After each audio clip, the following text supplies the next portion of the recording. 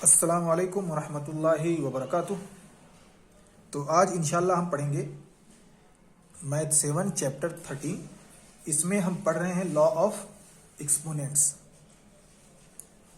यानी जो पावर है या एक्सपोनेंट्स है उसके क्या उसूल हैं। इनमें से पहला उसूल हमने पढ़ा था कि अगर बेस सेम हो तो कैसे हम मल्टीप्लाई करेंगे या तकसीम करेंगे। सेम बेस यानी जो उसूल बनेगा वो ऐसे जैसे a to the power m into a to the power n। और दूसरा हमने तकसीम करना सीखा, यानी मल्टीप्लाई ये कर रहे हैं हम।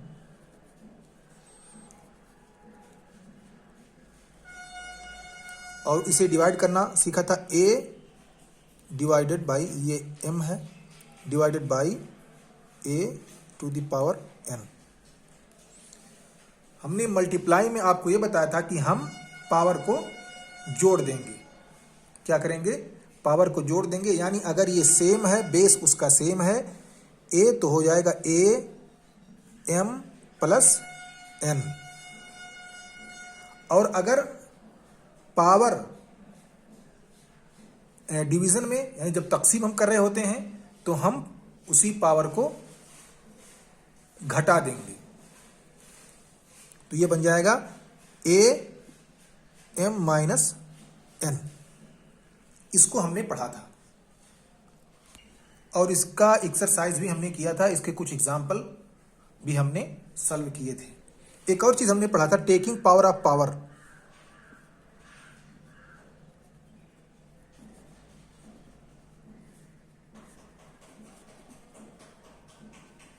यानी ये जो हम पावर दे रहे हैं m को या a को, मान लीजिए हमने m का पावर दिया, अब इसको मजीद हम पावर दे रहे हैं, ये हो जाएगा ब्रैकेट में और यहाँ आ जाएगा n। तो ऐसी सूरत में हम क्या करेंगे, ये पावर को आपस में मल्टीप्लाई कर देंगे। ये हो जाएगा a m इंटू n। इस चीज को हम ऑलरेडी पढ़ चुके हैं। अब हम आते हैं ऐसी सूरत पे जब एक्सपोनेंट्स यानी पावर सेम हो और उसका बेस जो है वो डिफरेंट हो। बेस क्या हो? मुख्तलिफ हो, और पावर उसका सेम हो, यानी सेम एक्सपोनेंट्स।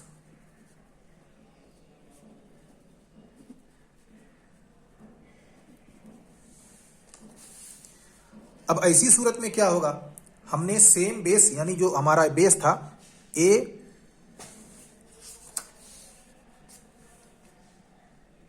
m, ये हमारा था एक्सपोनेंट और ये था हमारा बेस। ठीक है। अब बेस को यहां पे हम बराबर कर रहे हैं। पहले में बेस जो था सेम था, दोनों का एक था और हम उसको मल्टीप्लाई कर रहे थे। अब यहां पे हमारा एक्सपोनेंट सेम होगा, यानी ये वाला हिस्सा हमारा सेम होगा और बेस वाला मुख्तलिफ होगा। इसमें भी हम यही तीन सूरत अपनाएंगे। ठीक है। जैसे मल्टीप्लाई करना है हमको, अब इसमें क्या होगा, a होगा इंटू b होगा और इसका पावर सेम होगा, m और m होगा। डिवीजन में, तकसीम करने में a होगा डिवाइडेड b होगा और दोनों का पावर m होगा, यानी इनका एक्सपोनेंट्स या पावर सेम है और इनका बेस मुख्तलिफ है। अब इसको हम कैसे हल करेंगे, इसको हम यहां पे इंशाल्लाह सीखेंगे। पहली सूरत में जब हमारा बेस वो जब सेम था तो हम क्या करते थे, m और n को आपस में जोड़ देते थे और हम कोई ज़रब वरब नहीं करते थे। अब यहाँ पे उल्टा है, हम जो है a और b को ज़रब कर देंगे और m को असली हालत पे बाकी रखेंगे। यहाँ पे हम जो सेम था उसको असली हालत पे बाकी रखते थे और अब यहाँ पे जो सेम है उसको हम असली हालत पे बाकी रहेंगे और बाकी को बस फ़र्क यह है, यहाँ पे हम जोड़ते थे, यहाँ पे हम ज़रब करेंगे। वहाँ पे सेम बेस में हम एक्सपोनेंट को जोड़ते थे और यहाँ पे हम बेस को मल्टीप्लाई करेंगे, बस बाकी जो कंसेप्ट है वो ऐसे सेम है। यानी ये बन जाएगा आपका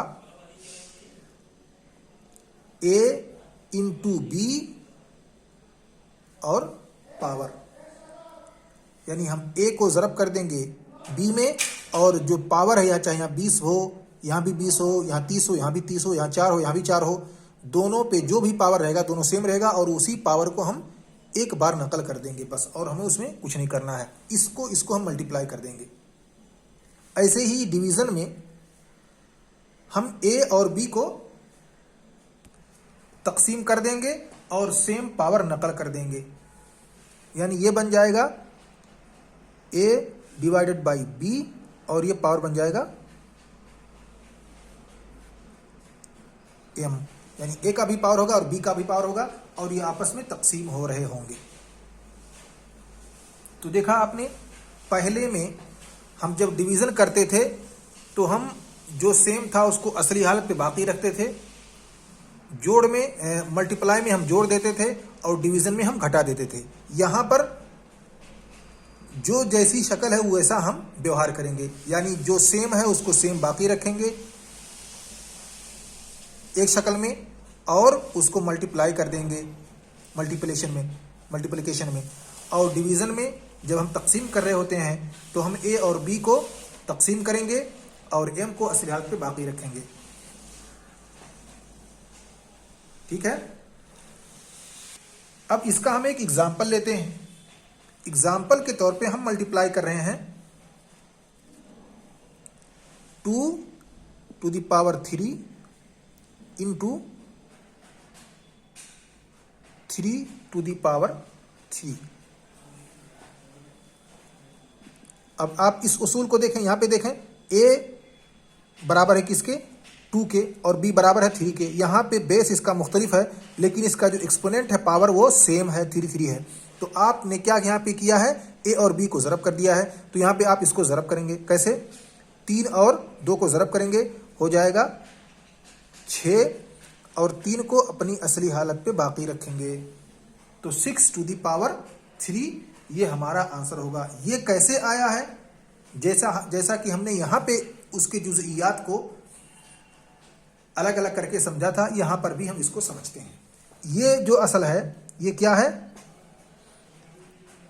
इसकी असल जो है वो गोया कि 2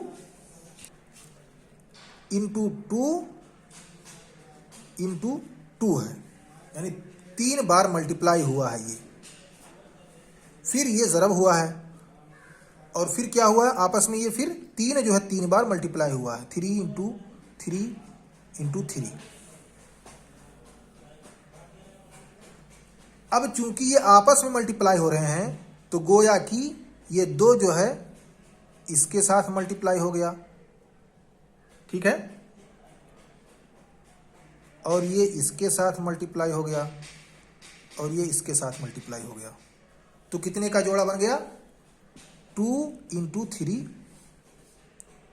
इंटू 2 इंटू 3 इंटू 2 इंटू 3। ये अब जोड़ा बन के हमारे सामने आया, यही ना है, या इसके अलावा और कुछ हो सकता है। अब यहां पे देखें, ये क्या बनेगा, 6 बनेगा, ये मल्टीप्लाई हो गया, ये 6 बना, ये फिर मल्टीप्लाई हुआ और ये 6 बना। कितनी बार हम मल्टीप्लाई कर रहे हैं, 1 2 3। हम 6 को 6 बार मल्टीप्लाई कर रहे हैं, और 6 को 3 बार, और जब हम 3 बार मल्टीप्लाई करते हैं उसी अदद को सेम अदद से, तो फिर हम उसको कैसे लिखते हैं, इस अंदाज में लिखते हैं, 6 टू द पावर 3। और अगर आप यहां पे देखेंगे तो ये असल में क्या है,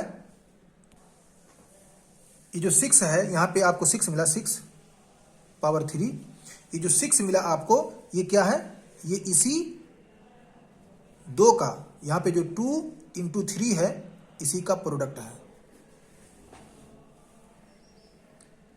तो इस तरह से ये जुज़इयात निकल करके हमारे सामने आते हैं, और ऐसे हम इसको मल्टीप्लाई करते हैं।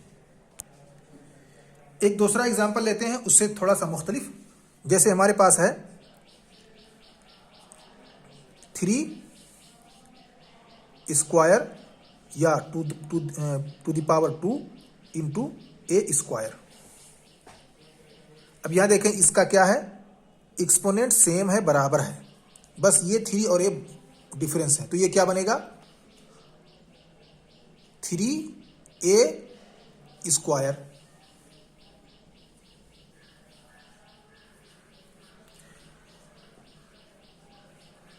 अब यहां पे चूंकि ये होल स्क्वायर होगा, ठीक है, क्योंकि ये 3 का भी स्क्वायर है और 2 का भी स्क्वायर है। अब इसको अगर आप अलग अलग करना चाहें तो गोया कि ये 3 इंटू 3 था और ये फिर मल्टीप्लाई हुआ a इंटू ए था। अब देखें इस 3 को हम a से मल्टीप्लाई कर देंगे और इस 3 को इस a से, तो क्या बन जाएगा 3a इंटू 3a। अब देखिए 3a यानी 2 बार सेम से मल्टीप्लाई हो रहा है, इसलिए ये आ जाएगा 3a स्क्वायर, यानी 2 बार मल्टीप्लाई हो रहा है सेम आदत से, उसी आदत से हम 2 बार मल्टीप्लाई कर रहे हैं, इसलिए हमने इसको 2 का स्क्वायर दे दिया, यानी स्क्वायर शू कर दिया, हो गया 3a स्क्वायर या 3a टू दी पावर 2। अब हम आते हैं डिवीजन पे। मल्टीप्लिकेशन को हम कर चुके और उसका एग्जांपल भी लिया, अब हम आते हैं डिवीजन पे। डिवीजन को कैसे डिवाइड करते हैं, यानी अगर a into B A m into B M, base इसका मुख्तलिफ, बेस इसका सेम है, मुख्तलिफ है, लेकिन एक्सपोनेंट इसका बराबर है, तो ये क्या बनेगा a divided by b m, यानी हम एक्सपोनेंट को सेम वैसे नकल कर देंगे। अब इसका एग्जांपल हम लेते हैं किताब से। अब जैसे एग्जांपल के, सॉरी इधर डिवाइड है, ये एग्जांपल के तौर पे हमारे पास है 3 to the power 4 divided by 5 to the power 4। अब इसको अगर हम इस शक्ल में लिखेंगे तो क्या बनेगा, 3 को हम डिवाइड कर देंगे 5 से और उन सब का हम दे देंगे पावर 4, क्योंकि हम पावर को सेम वैसे नकल कर देंगे और जो अदद हमारे पास है हम उसको तकसीम कर देंगे।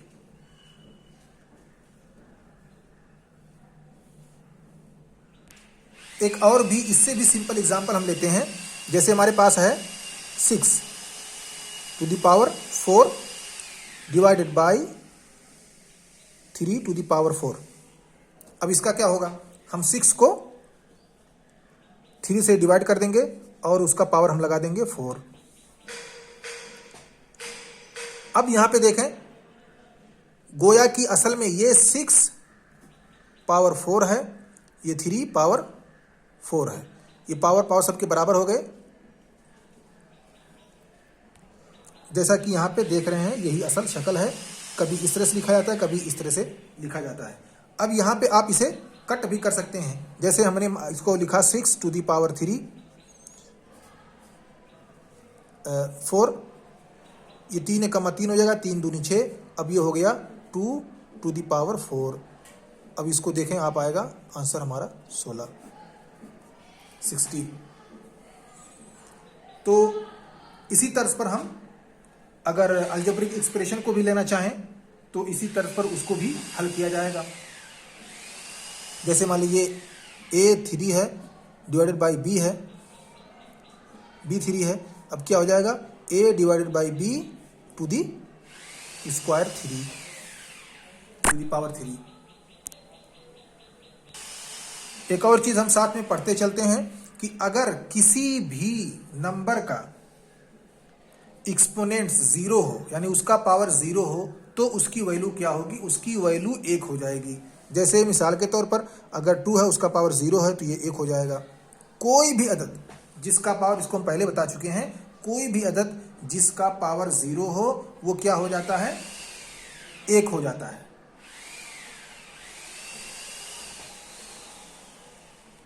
ये ऐसा क्यों है? वो इसलिए कि जैसे एग्जाम्पल के तौर पे हमारे पास है 3 डिवाइडेड बाई 3 और तीनों का पावर है, इन दोनों का पावर है 5। तो यहां पे देखें इसका बेस भी सेम है और इसका एक्सपोनेंट्स भी सेम है। तो इसका बेस अगर सेम है तो डिवीजन में हम क्या करते थे, 3 power 2, 3 to the power 5, power 2 नहीं पावर 5, हम क्या करते थे कि बेस को बाकी रखते थे और एक्सपोनेंट्स को हम घटा देते थे। तो यहां पे हम बेस को बाकी रखेंगे और एक्सपोनेंट को घटा देंगे, 5 में से 5 निकाल देंगे, कितना बचेगा 0। तो 3 का हो गया 0।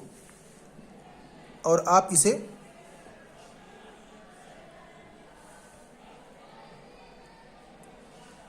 जब एक्सपेंड करेंगे या इसको हल करेंगे तो आएगा हमारा आंसर 1। जैसे ही यहां पे देखें गोया कि 3 × 3 हो गया और 3 × 3 1/1 यानी यही 1। और भी इसको आप देखना चाहेंगे तो इसका मतलब ये हुआ कि 3 को हमने 5 बार ज़रब किया है, 3 ज़रबे 3 ज़रबे 3 ज़रबे 3 ज़रबे 3, और इधर भी नीचे डिवाइड किया है 3 ज़रबे 3 ज़रबे 3 ज़रबे 3 ज़रबे 3, यानी सब बराबर हैं। ये भी कट ये भी कट, एक ऊपर एक नीचे यानी 1। इस तरह से हमारा आंसर आया। तो जब भी एक्सपोनेंट्स हमारा 0 आए किसी भी अदद का तो वो 1 बन जाता है, जैसा कि यहां पे हमने करके देखा। इसी तर्ज पर